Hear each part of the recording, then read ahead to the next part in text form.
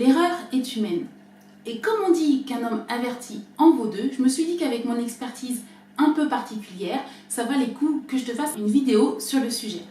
Alors pour me présenter, je m'appelle Sonia, j'ai une expertise de 15 ans dans l'immobilier. J'ai fait j'ai traversé toutes les strates de l'immobilier, aussi bien la gestion locative, syndic de copropriété, SCI, fonds d'investissement, centre commercial, bureau, et j'en passe, et des meilleurs.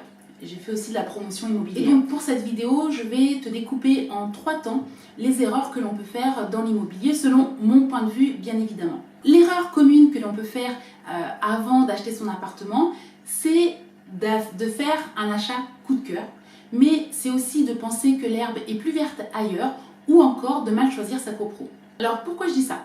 Parce que quand on achète un appartement, pour le mettre en location, il est important, avant de penser à est-ce que l'appartement il est beau, est-ce qu'il est atypique ou quoi que ce soit, voilà, il a un beau parquet, c'est celui-ci que je veux, c'est vraiment de voir quelle va être la demande locative de la ville ou du quartier où est-ce que tu veux investir. Une des erreurs aussi que l'on peut faire, c'est de se dire, voilà, moi j'habite à Limoges et je veux investir à Paris parce que je sais que Paris a une forte demande, ça va forcément marcher. Sur le papier ou comme ça paraît bien, sauf que tu peux très bien investir à Paris et choisir vraiment la rue la plus pourrie de toute la ville. Bon, ok, Paris, c'est pas forcément le bon exemple parce qu'on peut dire que c'est un peu une valeur sûre. Mais déjà, commence par voir ce qui se passe autour de toi dans ta ville parce que c'est l'endroit que tu connais le mieux. D'une rue à une autre, un quartier peut être totalement différent.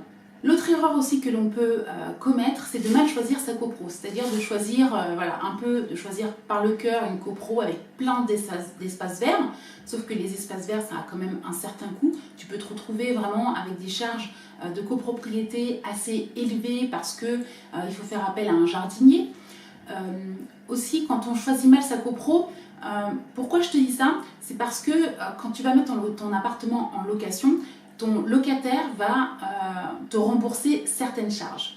Or, dans les charges de copropriété, il y a des charges qui sont dites non récupérables ou soit des charges où il va y avoir un split entre une partie qui va être refacturable sur le locataire et une partie qui va être pour ta pomme.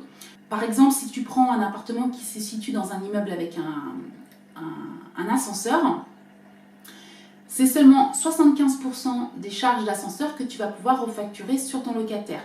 C'est aussi, par exemple, si tu as un gardien, c'est exactement pareil. Le gardien, on ne va pas refacturer la totalité du salaire du gardien auprès de son locataire, alors que si c'est un employé de ménage, c'est-à-dire que ta copro fait appel à une société extérieure de ménage, bah là tu vas pouvoir récupérer la totalité de cette charge auprès de ton locataire. Donc pense-y bien, le but c'est vraiment d'optimiser la rentabilité de ton investissement. Une des erreurs aussi que l'on peut commettre avant d'acheter son appartement, c'est de ne pas prendre en compte la fiscalité. Et elle peut vraiment jouer sur la rentabilité de ton investissement. Il y a plusieurs personnes qui investissent, qui prennent en compte le loyer et les charges de l'immeuble. Et là, en fait, sur le papier, ils ont une rentabilité à 5 ou 6, enfin, une rentabilité qui est positive. Mais à la fin de l'année, quand ils doivent payer leurs impôts, ils n'ont plus rien et doivent débourser en fait leur propre argent pour pouvoir payer cette fiscalité. Donc, fais gaffe à la fiscalité, c'est extrêmement important. Et surtout, ne copie pas la fiscalité du voisin en pensant que voilà, lui, il a fait appel à un expert, il a été voir un avocat ou un expert comptable, donc je vais utiliser la même stratégie que lui. En fait, ça ne peut pas fonctionner puisque chaque personne a une situation, on va dire, fiscale propre et surtout aussi une stratégie propre et c'est pas sûr que la stratégie qu'il a mis en place va te correspondre. Ensuite, une des erreurs que les gens peuvent faire quand on investit dans l'immobilier, c'est de faire appel à un expert comptable, notamment quand tu investis en SCI, sans vérifier que l'expert comptable a une expertise dans l'immobilier. La profession d'expert comptable, c'est une profession qui est généraliste. C'est-à-dire qu'un expert comptable va aussi bien faire la compta des constructeurs automobiles, mais aussi des taxis, du coiffeur. Voilà, il a vraiment une formation généraliste. Et donc c'est à toi de vérifier que ton expert comptable s'y connaît dans l'immobilier. C'est très important parce que c'est une activité avec ses propres règles, ses propres ratios et aussi ses propres documents, c'est-à-dire savoir lire le document du syndic, savoir lire le document du gestionnaire locatif ou encore simplement le document du notaire, savoir comment ça se passe en termes de fiscalité, comment on gère les dépôts de garantie, etc.